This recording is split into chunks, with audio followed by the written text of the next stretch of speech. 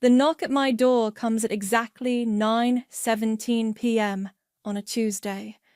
3 sharp raps, then silence. When I open it, the sight nearly makes me laugh. My perfectly coiffed mother with mascara tracks down her cheeks, my father's usual pressed shirt wrinkled beyond recognition, and my brother Jonah looking like he hasn't slept in days. "We need to move home," Jonah says, his voice cracking. "My name is Rosalie, and I've been waiting for this moment for 7 years. Come in," I say, stepping aside.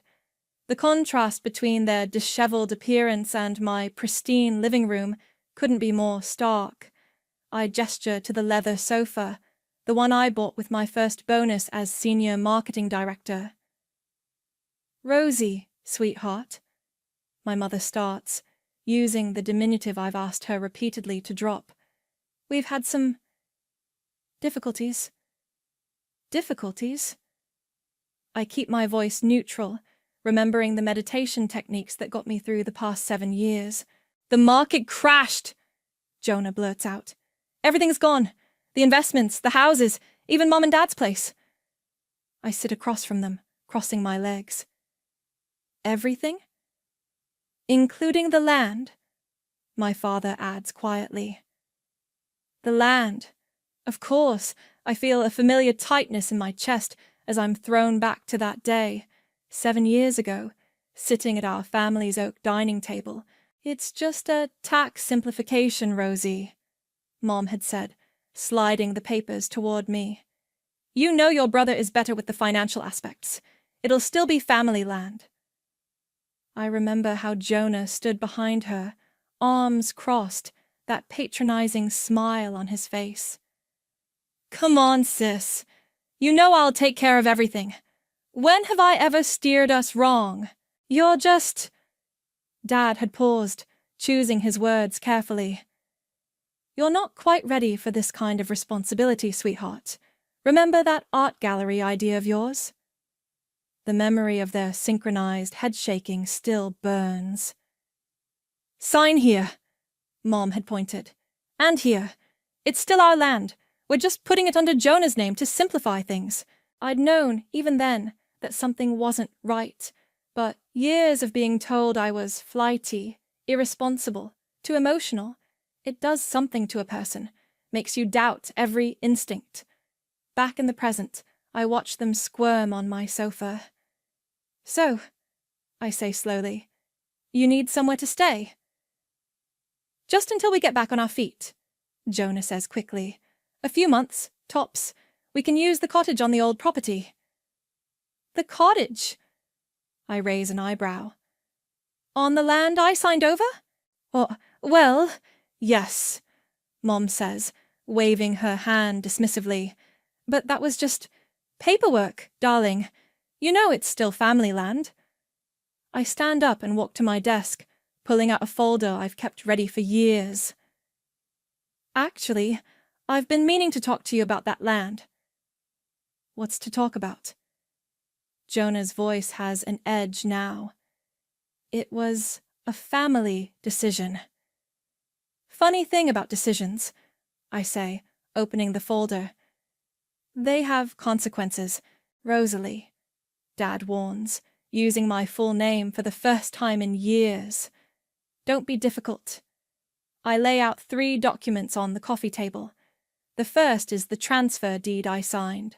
The second is a loan agreement dated 1 week later, using the land as collateral. The third is a recent property record. "What's this?" Mom picks up the third document, squinting at it. "That," I say, feeling 7 years of preparation culminating in this moment, "is proof that technically none of you have any claim to that land anymore." Jonah snatches the paper from Mom. His face goes from red to white in seconds. "This can't be legal." "Oh, but it is." I smile, remembering all the nights I spent with Tiffany, my attorney, finding the loophole. "You see, when you used the land as collateral without telling me, you triggered a clause that invalidated the original transfer. And when the bank foreclosed. I spread my hands. Well, let's just say I had first right of refusal. You're bluffing. Jonah stands up, towering over me like he used to when we were kids. But I'm not that girl anymore. Try me, I say softly. Or better yet, drive out there tomorrow. See for yourself. Mom starts crying again. Dad looks like he's aged 10 years in 10 minutes. And Jonah, well, Jonah looks exactly like I did 7 years ago when I realized what they'd done to me. You can stay at the Comfort Inn on 5th, I say, standing up. I'll cover 3 nights. That should give you time to make other arrangements. Rosalie, Mom whispers. We're family. I open my front door. Yes, you made that very clear when you had me sign those papers. Family first, right? They file out one by one, shells of their former selves. As I close the door, I hear Mom ask, What do we do now? I press my forehead against the cool wood and whisper, You're about to find out. I spend the next morning documenting everything, each desperate word, every contradictory explanation. My laptop screen fills with their excuses as I type. A habit I developed after years of gaslighting taught me to trust only what's written down. The doorbell rings at 10 a.m. They're back, looking marginally more put together after a night at the hotel. Mom's even applied fresh lipstick. We need to talk about this rationally, Dad says as they settle onto my sofa again. You're being impulsive. I almost laugh. Impulsive? Like using inherited land as collateral without telling me? That's what we need to explain. Jonah leans forward, his business voice on, the one he used to convince elderly investors to trust him with their life savings. It was a calculated risk. The market was perfect. Nobody could have predicted. Stop. I hold up my hand. Just tell me exactly what happened, from the beginning. Mom jumps in. It started with that wonderful opportunity Jonah found. Premium real estate development. Guaranteed returns. Guaranteed, I repeat, typing. The initial investment was solid. Jonah continues. We doubled our money in 6 months, so naturally we expanded, took out more loans, bought more properties. Using the family land as collateral, I prompt. Well, yes. Dad shifts uncomfortably. But it was a sound business decision. Your brother knows what he's doing. Knew, I correct quietly. Past tense. Jonah's face darkens. Look, the market crashed. It happens, but we can rebuild. We just need somewhere to regroup, and that cottage... Tell me about the other properties, I interrupt. The ones you lost. They exchange glances. Mom speaks first. Well, there was our house, of course, and the vacation home in Lake Tahoe, the apartment buildings downtown, Dad adds, the retail space on 4th Street.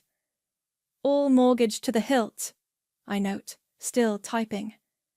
And the investors? Jonah's face goes pale. How do you know about the investors? I read the business section. I turn my laptop around, showing them a local news article, particularly stories about failed investment schemes that leave retirees bankrupt. It wasn't a scheme. Jonah stands up, pacing. Everything was properly registered. We just got in over our heads. Sit down, I say quietly. He does, surprisingly. Honey. Mom reaches for my hand. I pull back. We know we should have told you about using the land, but we didn't want to worry you. You were always so emotional about things. Emotional. I let the word hang there. Like when I found out you'd used my inheritance as collateral 1 week after I signed it over. You found out? Dad's voice is sharp. I had a friend at the county records office. I pull out another document. She sent me a copy the day it was filed. I've known for 7 years. The silence in the room is deafening. 7 years, Jonah whispers. You've been planning this for 7 years. Planning what? I ask innocently. I simply educated myself, learned about finance, law, business, all those things you said I was too flighty to understand. But why didn't you say anything? Mom's voice trembles. Would you have listened? I stand up, walking to my window. Or would you have told me I was being dramatic, oversensitive, paranoid? We were trying to protect you, Dad insists. I turn back to them. No, you were protecting him. I point at Jonah. Like you always have. And now look where it's got you. So this is revenge? Jonah sneers. Real mature, sis. Revenge would be pressing charges for fraud, I say calmly. This is just karma. Mom starts crying again. Please, Rosie, we have nowhere else to go. Actually, you do. I hand them each a printed sheet. I've made a list of affordable apartments in the area. There's also information about job placement services and financial counseling. Job placement? Dad looks offended. We're not charity cases. No, I agree. You're just people who need to learn what it's like to start over, like I did. Technically, Jonah says, his voice hard, you still signed that land over to me. I smile for the first time. Technically, you signed it away when you used it as collateral without my knowledge. But please, feel free to check with your lawyers. Oh, wait. I pause. They dropped you too, didn't they? They stare at me like they're seeing a stranger. Maybe they are. I have a meeting, I say, gathering my laptop. You can see yourselves out. At the door, Mom turns back. What happened to you, Rosie? Nothing happened to me, I reply. I just stopped letting you tell me who I was. As I close the door, I hear Jonah say, She's bluffing about the land. She has to be. I smile again, thinking about the construction crew starting work tomorrow. They'll find out soon enough. You found what? I remember asking Sabrina 7 years ago, my hands shaking as I held the county records printout. They used the land as collateral exactly 1 week after you signed, she'd said, her voice crackling over the phone. I'm so sorry, Rosalie. That memory floods back as I sit in Tiffany's office, watching my attorney spread documents across her desk. The afternoon sun catches her reading glasses as she points to various highlighted sections. The beauty of it, Tiffany says, is that they did all the work for us. The moment they used the property as collateral without your knowledge or consent, they violated the terms of the original transfer. But that was years ago, I say. Why didn't we act then? Tiffany smiles. Because waiting was smarter. We let them dig their own grave. Now, with the foreclosure, the property's vulnerable. And guess who's been quietly building the perfect business entity to acquire it? She slides a folder toward me. Inside is the paperwork for Harper Sanctum LLC, my new wellness retreat company. Sign here, she says, then catches herself. Sorry, bad choice of words. I laugh, but it's hollow. No, it's perfect, actually. Full circle. The pen feels heavy in my hand as I sign, not with hesitation, but with the weight of 7 years planning. Now, Tiffany continues, about that cottage they mentioned. Already handled, I say. The demolition crew starts next week. You're not wasting any time. They didn't waste any time using my inheritance as collateral, I counter. Why should I waste time turning it into something better? My phone buzzes, a text from Sabrina. Lunch? You need to tell me everything. 20 minutes later, I'm sliding into our usual booth at Carlo's Cafe, where Sabrina's already ordered my usual iced tea. "Spill," she demands. "How did they look when they showed up?" "Broken," I admit. "But not sorry, just desperate. And you're sure about this retreat center idea?" I pull out my tablet, showing her the renderings. "Look at this. Solar-powered buildings, meditation gardens, workshop spaces. Everything I wanted to do with the art gallery they mocked me for." "It's beautiful," she says softly. "But what about—" "The cottage," I finish. "It's got black mold and a failing foundation. Keeping it would be a liability." "That's not what I meant, and you know it." I set down my tea. "They made their choices, Sabrina. For years they chose Jonah's schemes over my stability. They chose manipulation over honesty. They chose—" "I know what they chose," she interrupts. "I was there. Remember? I watched you rebuild yourself. But this is different. This is—" "Justice," I say firmly. "Is it? Or is it—" The cafe door chimes and we both look up. Jonah walks in, spots me, and makes a beeline for our table. "We need to talk," he says, ignoring Sabrina completely. We already did. Twice. "I spoke to a lawyer." He plants his hands on our table. "He says there might be grounds to challenge—" "Let me guess," I interrupt. "He wants a retainer? Money up front." I watch his face fall. That's what I thought. "You can't just take everything," he hisses. "Actually, I didn't take anything. You lost it. All of it. I'm just reclaiming what was mine to begin with." Sabrina clears her throat. "I think you should leave, Jonah." He straightens up, trying to recover his dignity. "This isn't over." Actually, it is. I pull out my phone and show him the construction company's confirmation email. "Demolition starts Monday." "Demolition?" His face goes white. "Of what?" "The cottage. It's a safety hazard. The whole property's being renovated for the retreat center." "You're lying. Drive out there Monday morning," I suggest. "Watch them tear it down. Maybe it'll help you understand how I felt 7 years ago, watching you tear apart my trust." He storms out, nearly knocking over a waitress in his haste. "That was cold," Sabrina says quietly. "No," I correct her. Cold was watching them smile while I signed away my inheritance. Cold was discovering they'd already planned to use it as collateral. Cold was 7 years of them thinking they got away with it. "And what about you?"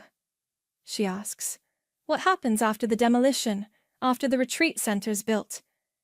Does it heal anything?" I look down at my tea, watching the ice cube slowly melt.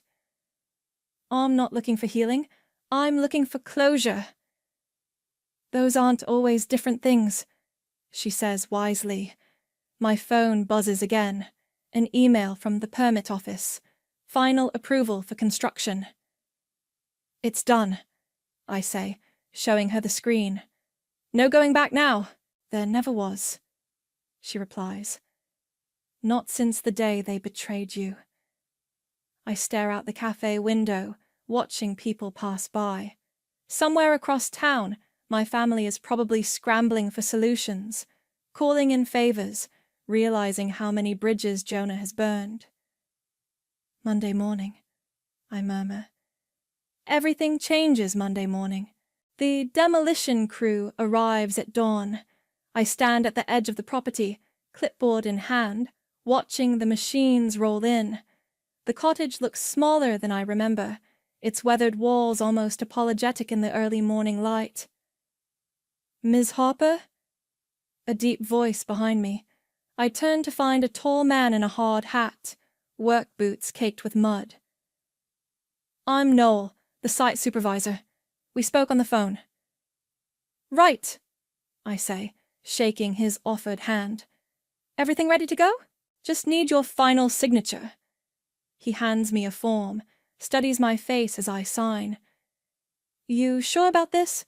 Old places like this, they hold a lot of memories. That's exactly why it needs to go. He nods, not pushing further. Well, we'll start with the interior strip, then. A car screeches to a halt behind us. Mom's voice rings out. Stop! You can't do this! I turn to see my parents rushing toward us, Jonah right behind them. They look like they haven't slept. This is private property, I say calmly. You're trespassing. Private property? Dad sputters. This is our family home. Was, I correct. Now it's the future site of Harper Sanctum Retreat Center. I gesture to the architectural renderings posted on a nearby board. Noel steps forward, positioning himself slightly between me and my family. Folks, this is an active construction site. You'll need to leave. She's my daughter, Mom pleads. This is just a misunderstanding. No misunderstanding, I say. Noel, please proceed as planned. He signals to his crew. The machines roar to life. Wait! Jonah runs toward the cottage. 2 security guards I hired intercept him. You'll regret this, Dad shouts over the noise. You're destroying your heritage! Heritage? I laugh. Like you destroyed my inheritance? The first wall comes down with a thunderous crack. Mom screams. I don't flinch. Clear the site. Noel orders the guards. They escort my family back to their car. I watch until they drive away, then release a breath I didn't know I was holding. That was intense, Noel comments, still standing nearby. You okay? Fine. I straighten my jacket. The foundations need to be completely removed. We'll need solid ground for the new buildings. About that, he pulls out some blueprints. I had some thoughts about the meditation garden placement. Mind if I show you? We spend the next hour walking the property, Noel pointing out natural features I'd never noticed.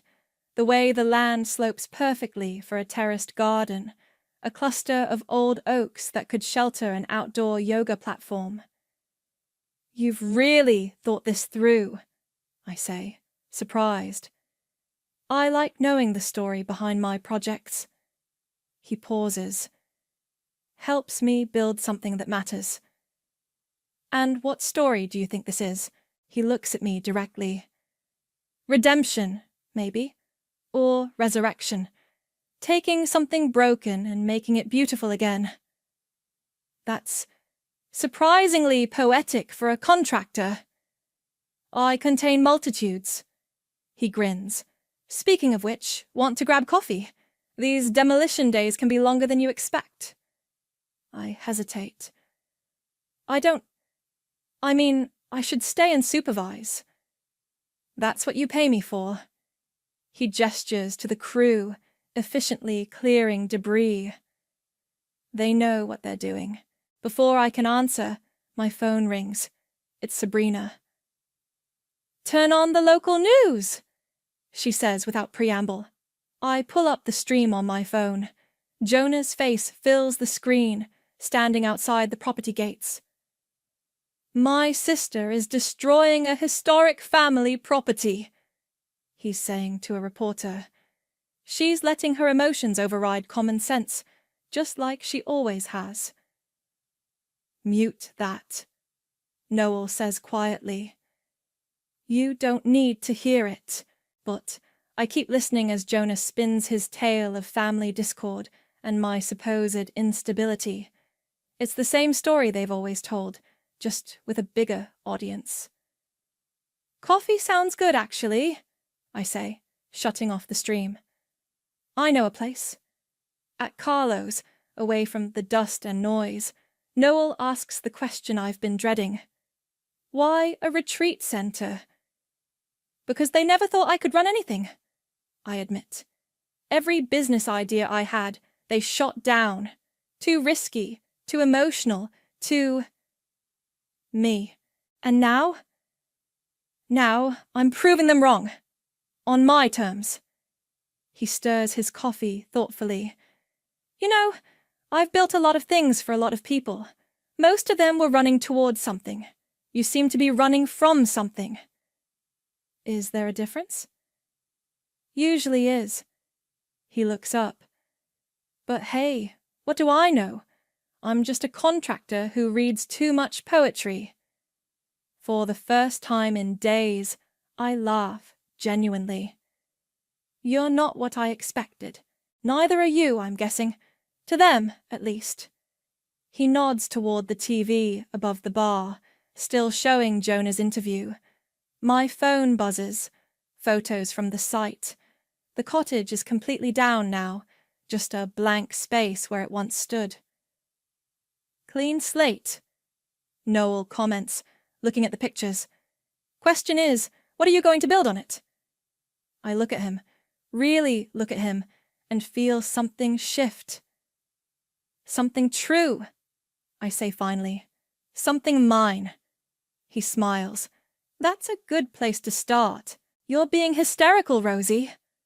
Mom's voice echoes in my head as I sort through old family photos. Always so dramatic about everything. I'm in my home office, preparing for a meeting with my parents, one they don't know about yet. The photos tell a story they never wanted to see. Jonah front and center in every shot. Me pushed to the edges, sometimes literally cropped out. My doorbell rings. Right on time. Come in, I call out. Sabrina enters, carrying a thick manila envelope. You sure about this? She asks, setting it down. Once you show them these documents, there's no going back. They crossed that line years ago.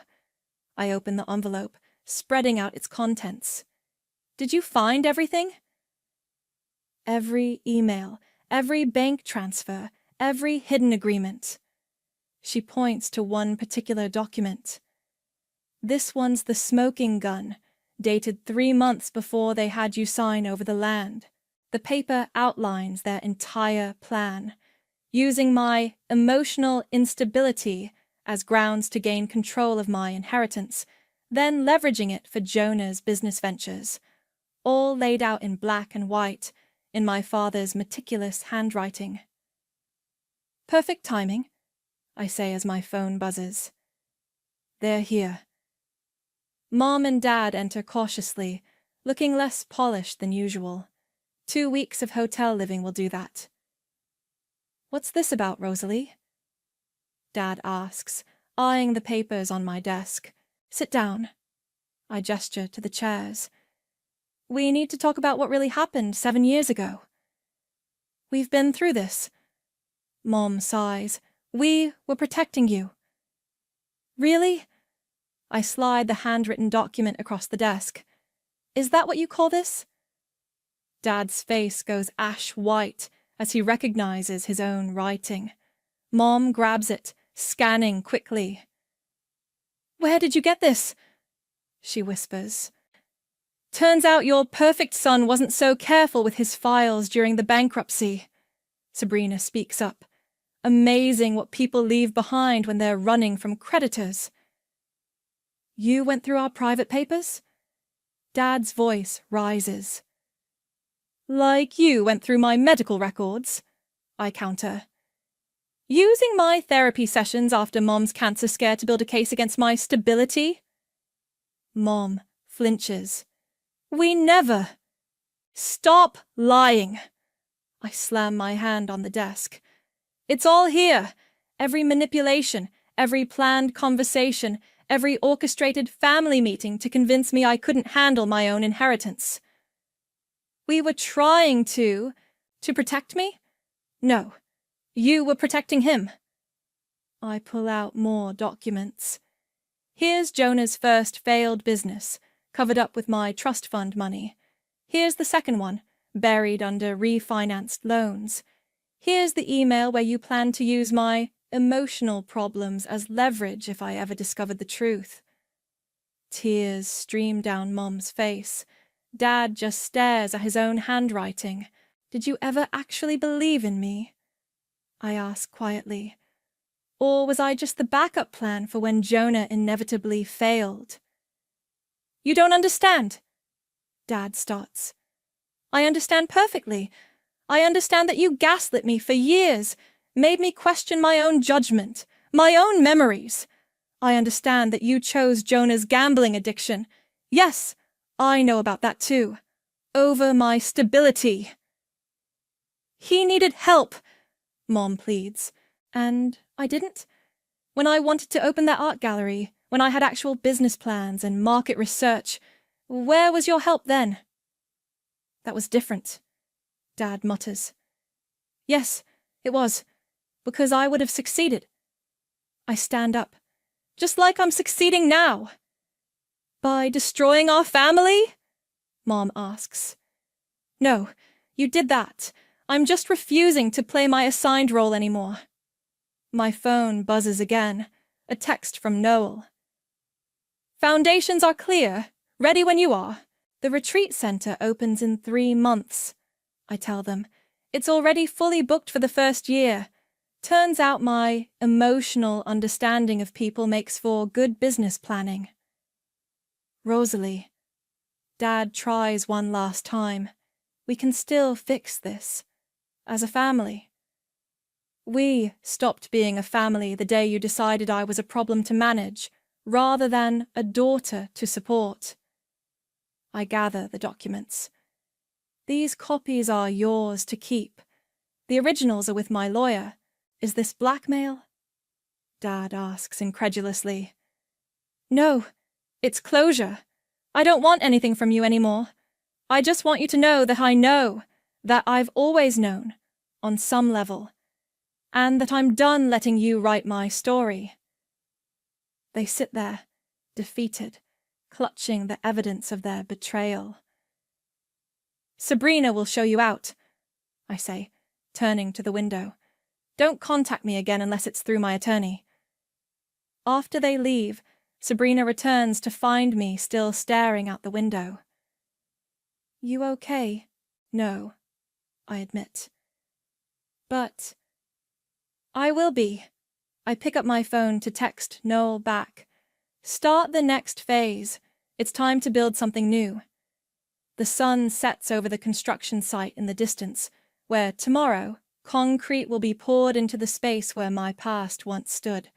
Sometimes I'm learning. You have to break ground to break free. The local cafe buzzes with morning regulars when Jonah bursts in, making a beeline for my table. I've been expecting this.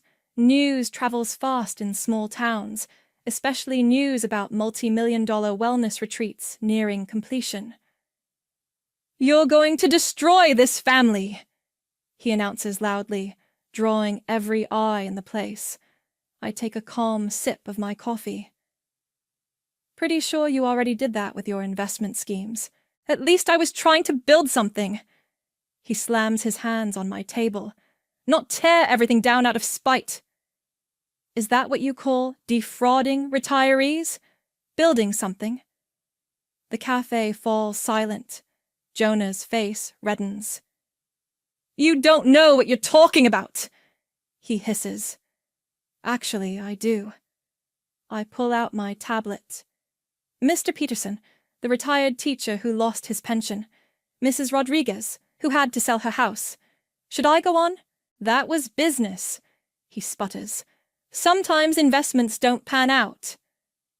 Funny how none of your investments ever pan out, but you always manage to walk away unscathed. Well, until now. A man approaches our table, Mike, one of the contractors who bid on the retreat project. Sorry to interrupt, Mike says, not sounding sorry at all, but I couldn't help overhearing. You're Jonah, right? The one who offered me 10 grand to delay construction? Jonah's face goes from red to white. What? I set down my coffee. Yeah, approached me right after I submitted my bid, Mike continues. Said he'd pay cash if I found problems with the foundation work. That's why I withdrew my bid. Didn't want any part of that mess. You're lying, Jonah snaps. Got the texts to prove it. Mike pulls out his phone. Want to see them? I wave him off. No need. This is exactly what I'd expect from my brother. You think you're so perfect, Jonah sneers. Little Rosie finally getting her revenge. This isn't revenge. I stand up slowly. This is consequences. Something you've managed to avoid your entire life. Because I was protecting our family. By stealing my inheritance? By manipulating Mom and Dad? By trying to sabotage my project? The cafe owner, Maria, steps forward. I think you should leave, sir. Stay out of this, Jonah warns. No, you stay out of this, Maria replies firmly.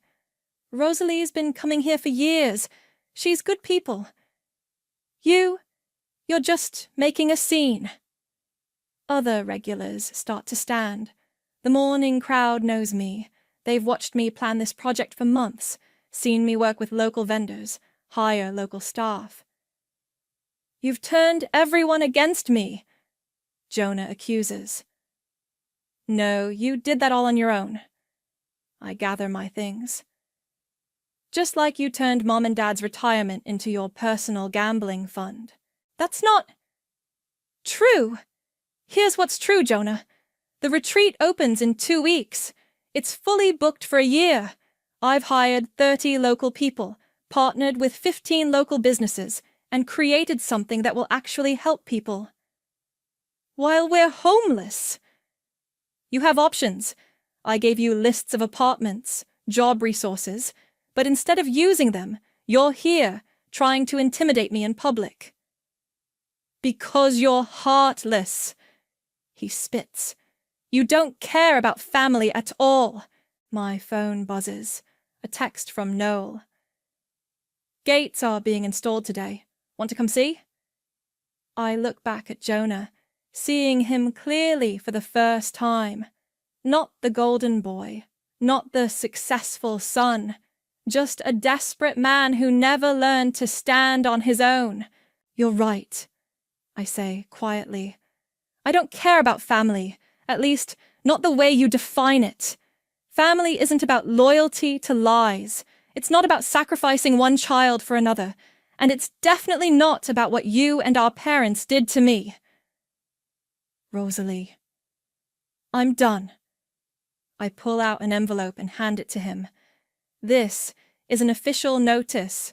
You, Mom, and Dad are banned from the property. Try to enter, and you'll be arrested for trespassing. You can't do this! I already did. I walk to the door, then turn back. Oh, and Jonah? The next time you try to bribe one of my contractors, make sure they don't know me first. The cafe erupts in quiet murmurs as I leave. Through the window I see Maria pointing Jonah toward the exit. Outside I text Noel back. On my way. Save me a spot with a good view. My phone rings. It's Mom. I decline the call and see her voicemail pop up immediately. Rosie, please. Your father's not well. This stress is killing him. We need to talk about this as a family. I delete it without listening further. They had 7 years to talk as a family. Now they can talk to my lawyers. The morning sun feels warm on my face as I drive toward the property, my property. Toward the gates that will finally, permanently, keep my past where it belongs. Behind me, they're here. Noel says quietly, touching my arm. We stand behind the newly installed security booth, watching my family's car approach the gates. The morning fog hasn't lifted yet, making the scene feel almost dreamlike. The wrought iron gates gleam despite the mist, the gold lettering catching what little sunlight breaks through. Harper Sanctum, Private Retreat, Est, by Rosalie Harper. Their car stops. For a moment, nobody moves. You don't have to do this, Noel reminds me. Security can handle it. No. I straighten my jacket. I need to see their faces. They exit the car slowly, taking in the transformation. Where a humble cottage once stood, now rises an elegant complex of modern buildings, connected by stone pathways and meditation gardens. The old oak trees frame it perfectly, just as Noel predicted they would. What? Mom's voice breaks. What have you done? Created something beautiful, I say, stepping into view. Something worthy of the land you tried to steal. Steal? Dad's face flushes. We gave you every opportunity. To do what you wanted, I interrupt. To be who you wanted. To sign what you wanted. I gesture to the retreat center. This is who I actually am. Jonah walks up to the gates, gripping the bars. This is insane. You've lost your mind. Actually, I press a button on my phone, and the fountain in the central garden springs to life. I found it. Found myself. No thanks to any of you. Please. Mom steps forward. We can still fix this. We're staying at that horrible motel. Your father's health is declining. Don't. I cut her off. Don't try to manipulate me with guilt. Not anymore. Manipulate? She looks wounded. I'm your mother. Are you? Because mothers don't gaslight their daughters. They don't use therapy sessions against them. They don't... You ungrateful little... Jonah lunges at the gate, making it rattle. Noel steps forward, hand raised. That's enough. Step back from the gate. Or what? Jonah sneers. In answer, 2 security guards emerge from the booth, hands on their radios. This is private property, I say calmly, and you've been served notice to stay away. Leave now, or they'll call the police. You can't do this! Jonah yells, his voice echoing across the grounds. You can't just take everything. I didn't take anything, I reply. I built this, with my own money, my own plans, my own vision. Everything you see here, I created it. While you were destroying people's lives with your schemes, I was building something real. Real? Dad scoffs. A retreat center. This isn't a real business. Our booking revenue says otherwise. I pull out my phone, showing them the numbers. Fully booked for a year. Wait list for the next 2 years. Local businesses fighting for partnership opportunities. They stare at the figures, faces dropping as they realize the scale of what I've built. This could have been different. I continue softly. 7 years ago, when I wanted to start small with an art gallery, you could have supported me. Instead, you convinced me I was incapable, unstable, unworthy. So, I learned. I grew. I planned. And now, I press another button. The gates begin to close automatically. Now, I don't need your approval anymore. Rosalie! Mom calls out desperately. We're your family. No. I shake my head. You're just people who share my DNA. Family doesn't do what you did to me. The gates click shut. Through the bars, I watch their faces transform. Mom's tears, Dad's anger, Jonah's hatred. You'll regret this, Jonah spits. You'll end up alone. I'm not alone. I feel Noel's steady presence behind me. Think of Sabrina's unwavering support. Remember the community that's rallied around this project. I'm just not with you anymore. Security steps forward, making it clear it's time for them to leave. They retreat to their car slowly, Mom looking back repeatedly, Dad supporting himself on Jonah's arm. As they drive away, Noel touches my shoulder. You okay? I watch their car disappear into the fog. I don't know. That's fair, he says. Want to walk the grounds? The morning mist makes everything look magical. I look up at him, this unexpected ally who became something more. Yeah. I manage a small smile. Show me those yoga platforms you were talking about. As we walk the winding paths, the sun finally breaks through, illuminating the retreat center in all its glory. My vision made real. My inheritance reclaimed. My life finally my own. Behind us, the gates stand firm, their golden letters catching the light. Harper Sanctum. Not just a name anymore, but a promise, a sanctuary, a new beginning. And this time, I hold all the keys. The morning of Harper Sanctum's opening day, I sit in my office, watching the sunrise paint the meditation gardens in gold. A stack of letters sits on my desk, all from my family, all unopened. A knock at my door. Ready? Sabrina asks, poking her head in. Almost. I pick up the letters. Just need to do one last thing. Outside, the stone fire pit still holds embers from last night's test run. I drop the letters in, watching them catch flame. You're not even curious what they say? Sabrina asks. I know what they say. More guilt, more manipulation, more... Actually, a voice interrupts. They say, I'm sorry. I turn to find a woman standing there, mid-30s, familiar features that take me a moment to place. Amanda? I haven't seen my cousin since we were teenagers. Hey, stranger. She steps forward. Got your invitation to the opening. Bold move, sending one to the whole extended family. I wanted them to see, I admit, what I built. Oh, they see. She gestures to the retreat center. And they're talking about how you did this alone, how they were wrong. Even Aunt Penelope, your mom, she's been... different. Different how? Honest, for once. About what they did to you. About Jonah's gambling. About all of it. Amanda sits on one of the meditation benches. Dad showed me those documents you found. The ones about their plan to take your inheritance. I sit beside her. And it made me sick, because I remembered how they treated you back then. How we all just watched it happen.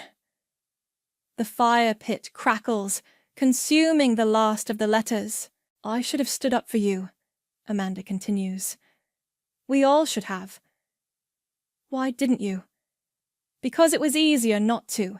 Because Jonah was so convincing. Because... She stops. No more excuses. Noel approaches with clipboard in hand. First guests arrive in an hour. Need anything? Just a minute, I tell him. He nods, understanding. You know what really got me? Amanda says after he leaves. That art gallery idea of yours. I found your old business plan in Dad's files.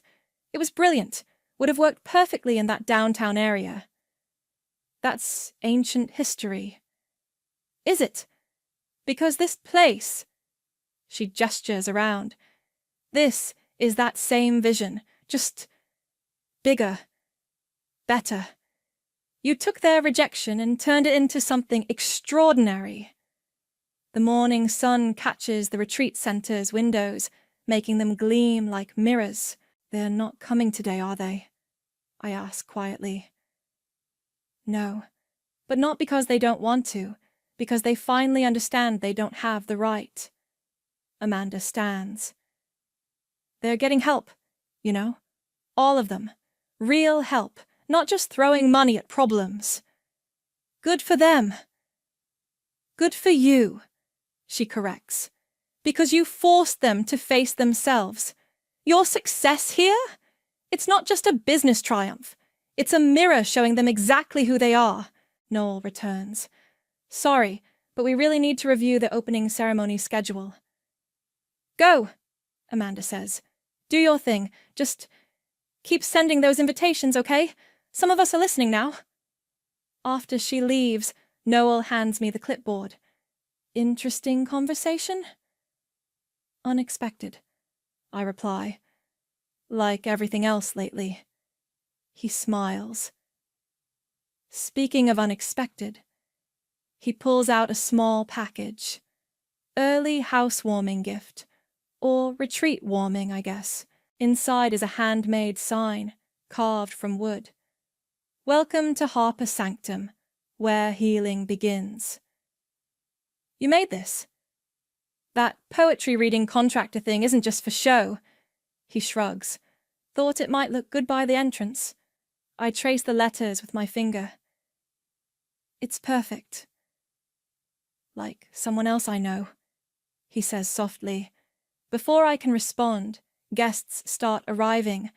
Early birds eager to be first through the gates. I watch them enter, faces bright with anticipation. Ready to welcome them home? Noel asks. Home. Such a loaded word. But looking at my retreat center, at the gardens designed for healing, the spaces built for growth, the gates that now protect instead of imprison, I realize something. You know what Amanda said about this place being a mirror? Yeah. She's wrong. It's not a mirror showing them who they are. I take his hand. It's a mirror showing me who I've become. The morning bell chimes, calling the first guests to orientation. My staff, all local, all carefully chosen, begin their choreographed welcome. Time to begin, I say. No! Noel squeezes my hand. Time to continue. You began long ago, when you first refused to believe their lies about who you were.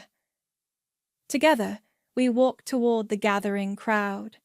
The fire pit's flames have died, the letters nothing but ash. Behind us, the gates stand open, not to the past, but to possibility. And for the first time since this all began, I feel completely, utterly free.